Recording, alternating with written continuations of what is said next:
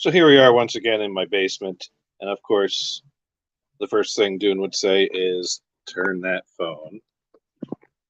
So there we are, turning that phone, and there we are looking properly. And I did actually spend a bit of time decluttering this workspace to get these two receivers on here because it was even more cluttered than this before. This basement is a disaster area. Uh, I got projects and boxes over there. I've got a busted set of drawers that is not meant for holding power tools. They barely held the clothes that they had in them for the years we used that. So now those drawers are thoroughly and completely destroyed. I got DVDs and wall fixing and electrical boxes and my portable DVD players over there. There's a keyboard I spent $5 for just because it's an old keyboard and who knows when you're going to need one.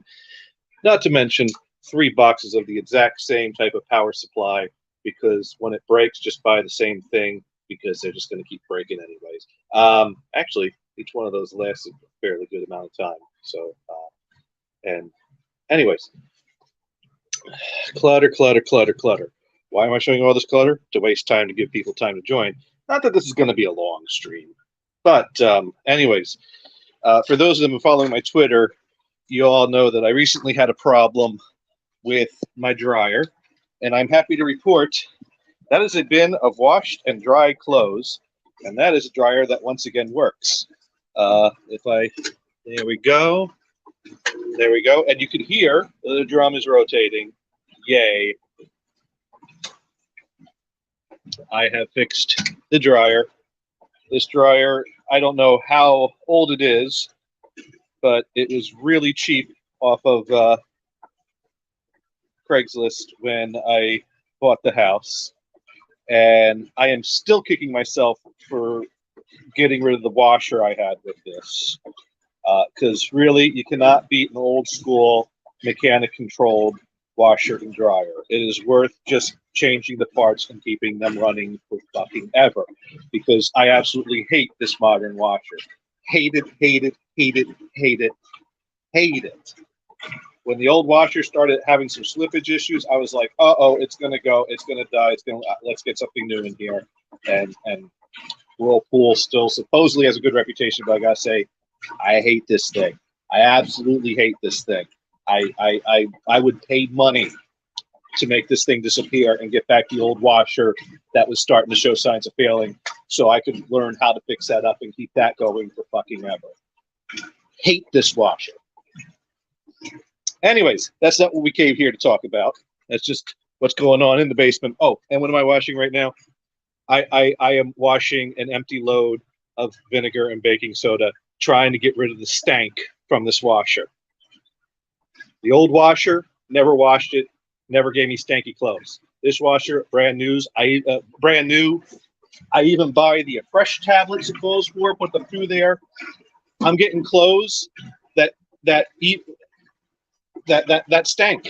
They got the stank on them. I can't seem to get this washing machine to wash clothes without leaving a residue of stank. And I've gotten it to the point where it's like 90% there, but that 10% sucks because basically at this point, clothes that come through this washer and dryer, they smell fine when they come out. But if I'm walking outside and there's a nice little mist of rain going and the shirt gets a little damp, I smell that stank coming off of there. So I'm at the point where I've given up on the fresh tablets and I've Googled and they say, oh, baking soda, vinegar, run an empty load, hot water, wash the machine. And I've got it. I did a pre-soak. I did a second rinse just for this empty cycle, and we'll see how the next load of clothes come in. These actually aren't smelling too bad, but we'll see. Yeah, wish I had the old washing machine back. Never gave me that problem.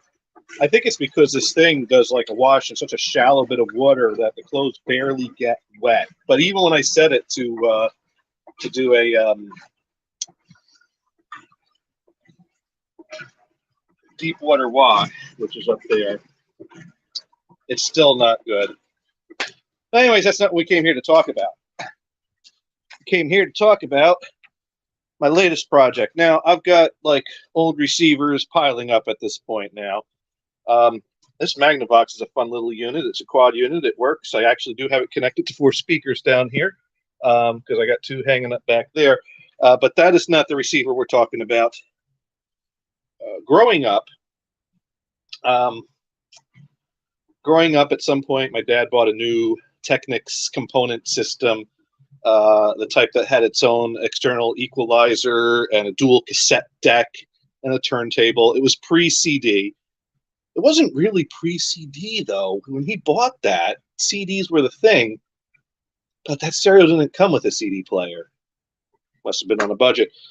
But we had a Technics CD player to it later on. Anyways, the point is, when he bought that, I got the hand-me-down. And the hand-me-down I got was a sound design receiver that had turntable and 8-track and AM/FM, of course. And I had that for a while.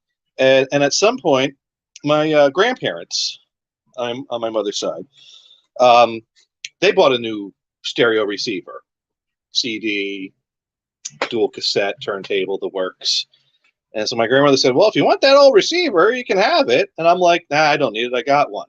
And then I realized, looking at it later, hey, that one's got a cassette in it because it was a Fisher MC 4050A. So a turntable, cassette on the top, side by side, 8-track with a whole lot of buttons and a record and AM/FM radio. And so I changed my mind and I called her up and I said, hello, Grandma. And she said, who is this? And I said, it's Jonathan. And she said, Jonathan who? So that goes to show how often I called my grandmother as a child.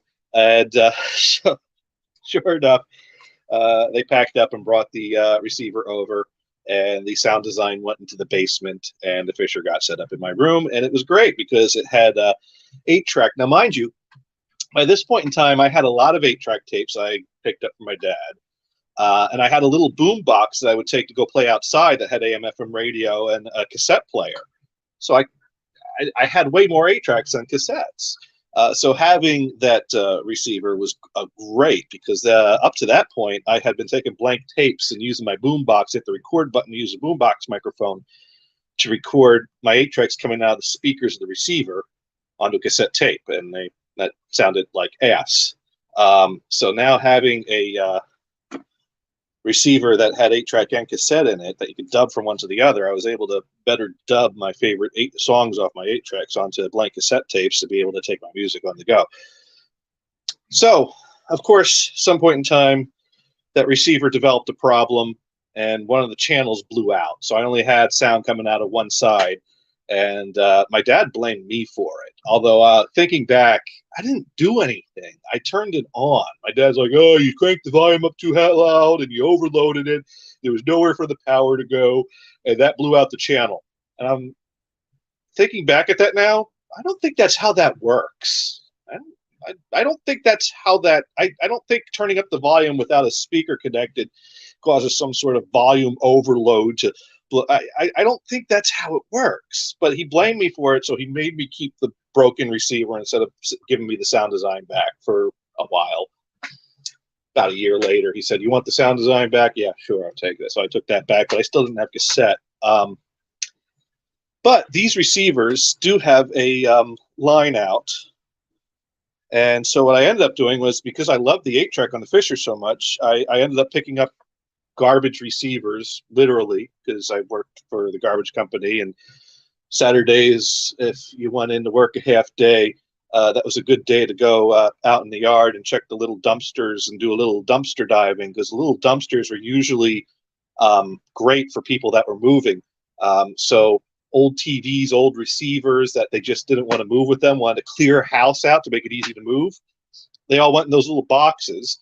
On the weekend, those boxes come back to the garbage yard and sit there until it was time to like combine them into a large box and take them to the dump or the transfer station or wherever. So Saturday was a great day for dumpster diving and finding old radios and 8-tracks and TVs and things like that. And so I would find but most of them were things that had something wrong with them. A lot of these cheap radios that had cassette. By then, 8-tracks were, this is the mid-90s, so, you encountered some 8-tracks here and there, but a lot of the 80s stuff was turning up there. Stuff with cassettes and AM/FM radio, maybe a cheap turntable. But so I bring one of those home to be my amplifier, just take the line out from this to that, and so piggyback this off of another. But anyways, that 4050 is long gone because at some point post-college, it was just sitting in my parents' basement, and it's receiver with a blown channel, and I have other 8-track decks, component decks. I was hooking up to other equipment. I had no need for it. Nostalgia was not a good enough reason to keep a half-broken receiver, so it went out to the curb. And it's one of those things that I kick myself for parting with. And so these days, I have an old prominent receiver sitting in the shelf on my in my kitchen under the cabinets, which is great for throwing a tape on in the kitchen when doing a little baking or film developing or making breakfast. And that prominent is a cool receiver with its own history. It was Gothard bought that in college to play around with flea market 8-tracks, and then at the end of college, he's like, "I'm not bringing this thing home. Let's go get this in the dumpster." And I'm like, "You can't throw that out. You want it? Yeah, I want it." So that's how I ended up with that. That stuck around in my bedroom at the Shore House for a number of years and got left behind there after I moved out of state, and then. At some point after Hurricane Sandy, it ended up in the garage at the Shore House, and then I ended up with it back. And I'm like, well, heck, this thing survived Sandy. I can't throw it out. So I put that in the kitchen. That's cool. But I look at that and I think, you know what I really wish I had?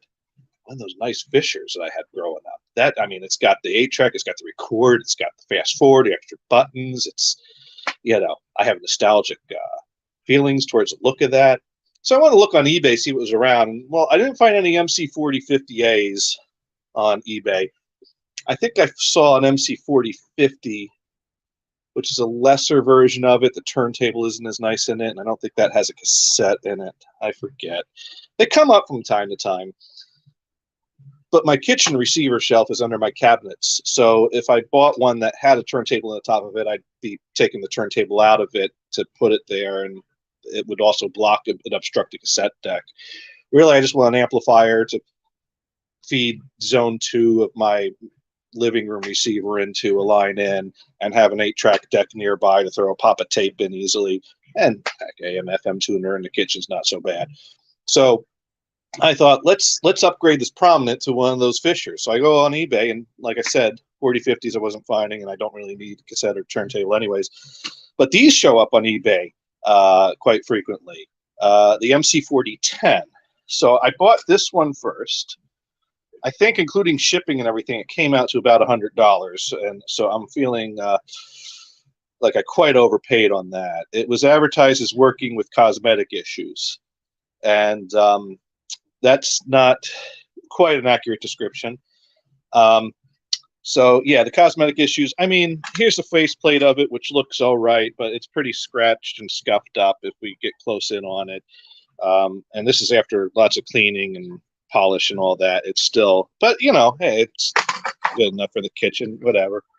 But when I open it up, I see all this like rust and stuff in here. I don't think this thing was stored very well. I think this might have been in a garage or a damp location for a number of years. So anyways, of course, I took the faceplate off and the knobs off to get easy access to things to spray a bunch of deoxit, because you buy one of these receivers that hasn't been used day to day for a number of years. It's a crackly mess. Things are coming in and out, whatever. So best thing to do is going to fix a lot of your problems is to get a bunch of deoxit into all these knobs and work the knobs with the deoxit in there. And you're going to find you plug it in, turn it on, you're going to get much better results. So let me just review where things are. So if I take this one here and see, it's my left speaker connector that goes there. That's the set of speaker A left. Here's my right. Put that in there. FM is second from the right here. We want that button in to turn off the FM muting. And we'll turn this on to speaker A. And as you can hear, we got static. There we go. That's coming in. Both speakers are working. I got sound coming from both sides. Now, this one's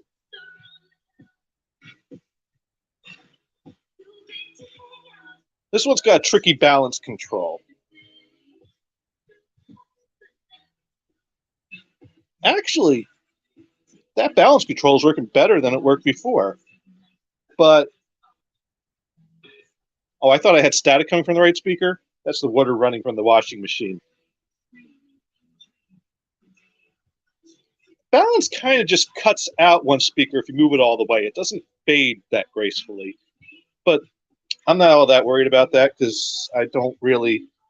Sound's coming out of both speakers pretty even with this down center, so that's all I really care about, my balance control. Anyways, as you can see here, I'm taking the belt off the 8-track player. And this 8-track player has two belts, a belt that comes around the motor to the flywheel. But there's also a little notch here for a belt that comes over here to this wheel, which turns a counter here, which is the other difference between this model and the 4050. The 4050 did not have a counter there. And to be honest, I'd prefer to not have this counter. I've never made use of a tape deck counter. It's never served me any good. The only time I could recall anyone ever using a counter was when my dad would tape episodes of Friday Night Videos. He'd sometimes take a sheet of loose leaf paper and write down a list of all the videos that were on the tape and indicate the counter position next to each video.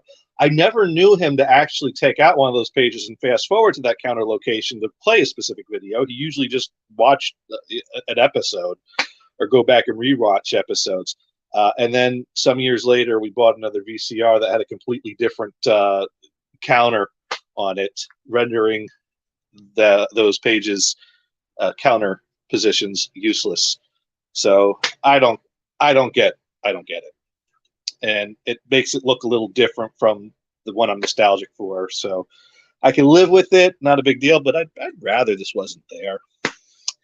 But anyways, both the belts, all four belts on two of these units, we'll get to this one in a little bit, or of course, way too loose from just sitting there for years. So I bought two replacement belts, and I did that before I even bought a second receiver, because whenever I buy a belt for an 8-track deck, I buy two. And then I save one because I know that, you know, time just keeps flying and I'm eventually going to want to change that belt again. And, you know, it's better to have one when you need it than to be scrambling trying to find, well, where are they selling them now? Because someday they're not. So anyways, we just put this belt on here. So anyways, the amplifier and the preamplifier are working fine on this unit. And now if we come over here, we need to click 2 clicks to the left. Okay, so that's the turntable input on the back on this model, and that's tape. So now here we are on tape. Let's go ahead and grab a tape I got handy here and pop it in there. And our motor is jamming because the belt's not seated quite right. There we go. And we've got pretty good sound out of the left speaker, but no sound out the right speaker. No sound at all, but that sounds good out the left speaker.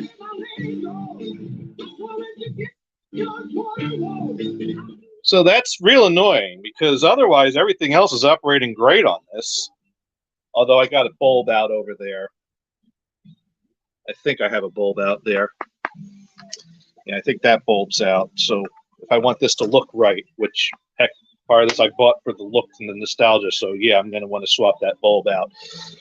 Anyways, I mean, it's cool. It's got fast forward.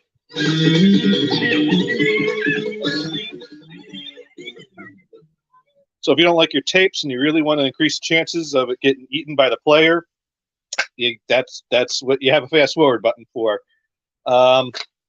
So then I played around with this more because what's the first thing you do if you got sound issues?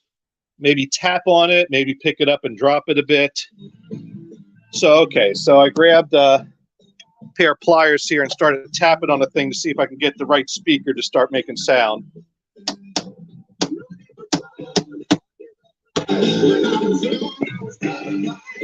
And well, that just made the left speaker come out way too loud for low volume. I think it's distorted too. So there we go. We tap it. We're back to our normal level. And basically, that's all tapping does. Tapping just makes the sound go really quiet, really loud, just right in the left side. I cannot get any sound on the right side out of this 8-track deck.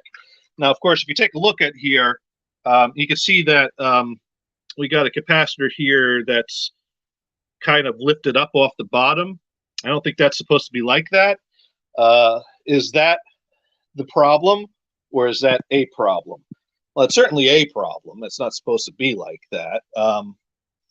But I don't know if that alone is causing a problem. So then that basically goes into, you know, going back to the old, what any idiot can tell you. Well, capacitors go bad. Maybe just change all those. Great. Thanks. So yeah, maybe this board is basically the board from the 8-track. So I'm thinking if I were to take this board off, which won't be easy, there's no connector, so I got to desolder all these wires off of there to get the board out of there, and then figure out all those capacitors, which I managed to buy a service guide for an MC4050 for $12 for a PDF download because none of the free sites had anything like it. And the 4050 is basically a 4010, but with a cassette deck and a turntable built in. So, you know, they didn't have a 4010 service guide. They had a 4050 service guide, but I was okay with that because it's the same stuff plus more. So, yay, more things in case I ever pick up one of those. So yeah, that's what I'm kind of looking at here is maybe I need to take this board out, recap this board, and maybe I'm good to go. Of course, that's a pain in the neck, and who wants to do that? Also notice I did not replace the counter belt because I don't care about this counter. That counter belt was way too loose, not turning anything. And it's just not worth tracking down another part to have the counter operate that I, don't really need or want. But that could be done easily. So then I went back on eBay and I saw someone else had listed an other 4010, and they listed it for less than I paid for this crappy rust bucket. And so I did not immediately buy it. I did the same thing for both of these things. I did not buy them. I put them on my watch list and I waited for the seller to make an offer. Because that's the way transactions happen on eBay these days. If you see something with a buy it now that you kind of want, don't just hit the button unless it's something that you're like, oh my God, it's a great deal. It's going to disappear right away. These things don't move. Who's buying these things other than me? So you throw it in your watch list. You give it a few days or a week. Usually a seller's like, oh, someone's watching it. Let's get this rust bucket out of the house. And they'll knock like a few bucks off of it. And then they make you the offer, and then you decide if that's a good offer or not. Usually you can make a counter offer if you want to. Sometimes I do that. Sometimes I just take the offer. Anyways, so let's go ahead and pull the plug on this. I'm just going to put that down. And I'm going to take that receiver that we're looking at off the bench and put that to the side for now, so we can look at the second purchase. So this one is in much better cosmetic shape. As you can see, it's not a rust bucket inside. Looks like it was stored much better. But this one was advertised as, it turns on, the 8-track deck needs a belt. That's all the testing I did. Here's the problem I have with that. Because if you say that it turns on and that the 8-track needs a belt, that means that you tested that sound was working for things other than the 8-track. Otherwise, how would you know that the problem is specifically with the 8-track? So I think the person intentionally omitted information, that they knew there was another problem. And I think that there's a lot of that type of bullshit going on eBay where people give partial truths or half truths or omit information and then leave it with, but that's the only testing I did, buy it as is with that, instead of telling you, well, here's the other things that don't work. So sure enough, the 8-track player did need a belt. The belt that was in there was loose and was slipping. The belt that was in that one was loose, but it wasn't slipping. It would actually play a tape. But this one wouldn't play a tape because it was just slipping and sliding right past the loose belt. Counter belt, once again, way too loose, was not turning the counter. Who fucking cares? So deoxided all the things on here from inside. I didn't take the front faceplate off yet because before I start digging in, I just want to do my basic testing. I've got to, screws to keep track of all that. So I turn this one on, get that to FM, and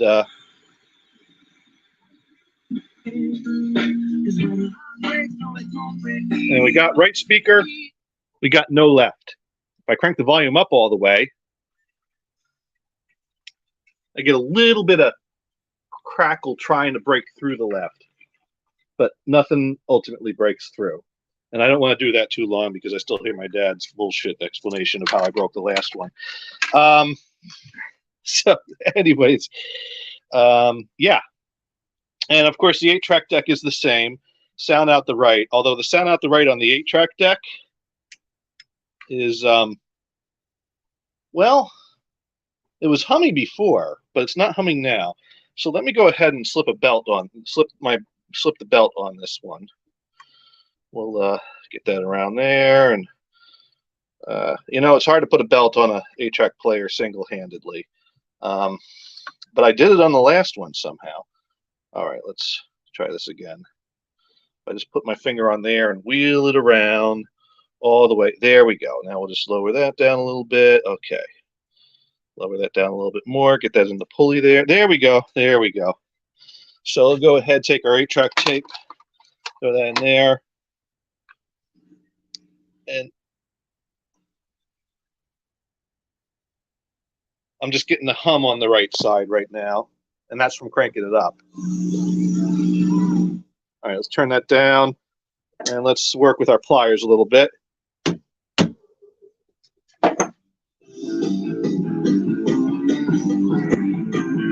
Now that sounds woofy and hummy. Here, if I take the tape out a little bit, what heck if I hit the pause button? See, I'm getting a loud hum on that. So that just don't sound right. Not to mention, it's still only coming out of the right, although I don't think that's a problem with the 8-track board. That's a problem somewhere with my amplifier. I got no lefts on this receiver at all. So this receiver that was stored better and looks better is in worse shape than that one. Well, I don't know if it's in worse shape, but it's worse operating order anyways. My thought was, well, maybe it's the amplifier itself is fried on one side.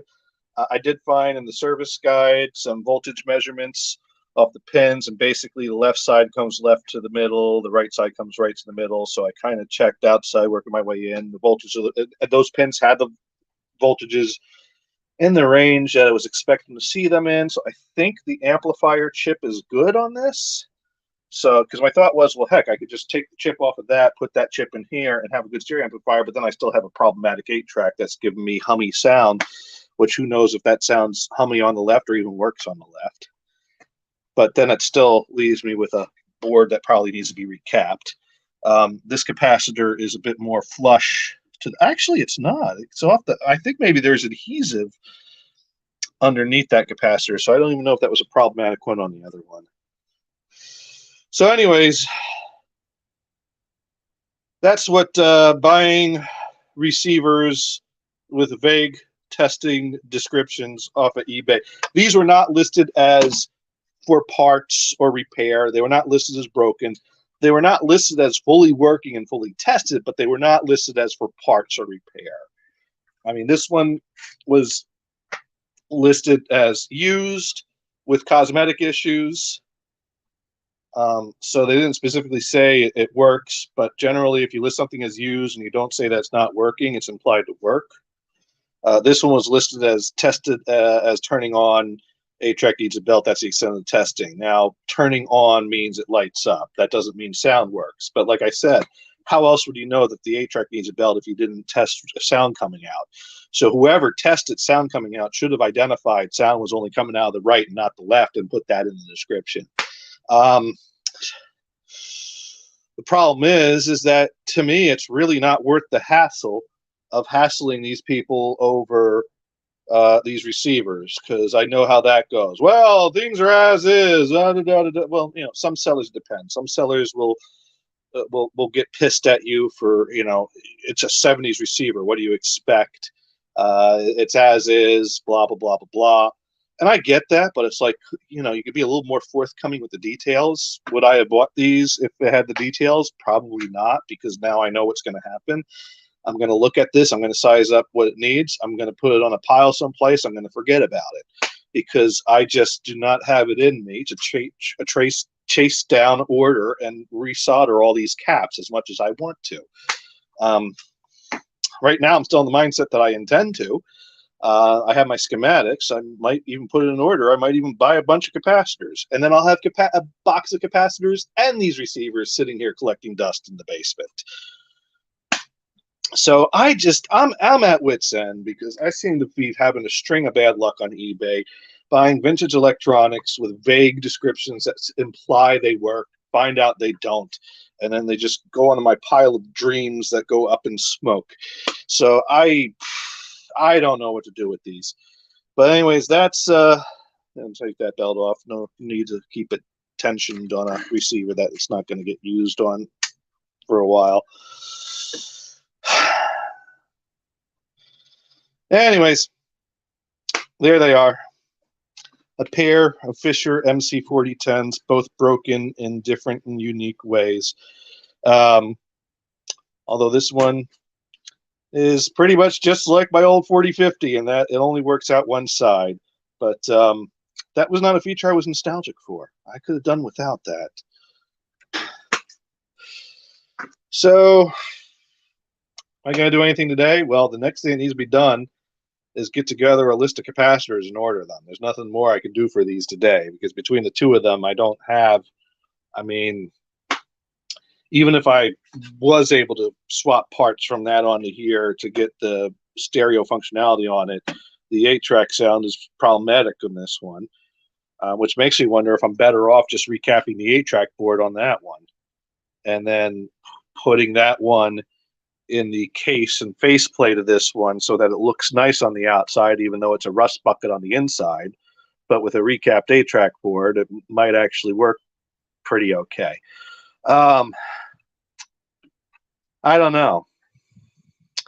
Although, being that I think this chip is good, that leaves me with, I think this board's my preamp board. So I think maybe if I recap this board, maybe that'll get my stereo sound working on this one, and then I don't have to rely on the rust bucket for my amp.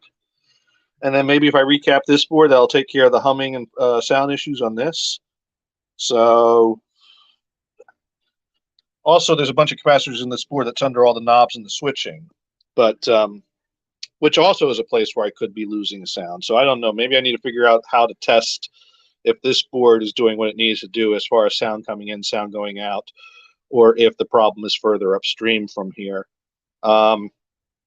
This is all the AM/FM tuner stuff, so don't really care much about that. I mean, I'm getting in FM stations, and I don't even listen to FM that much, so I'm not going to waste my time on anything over here.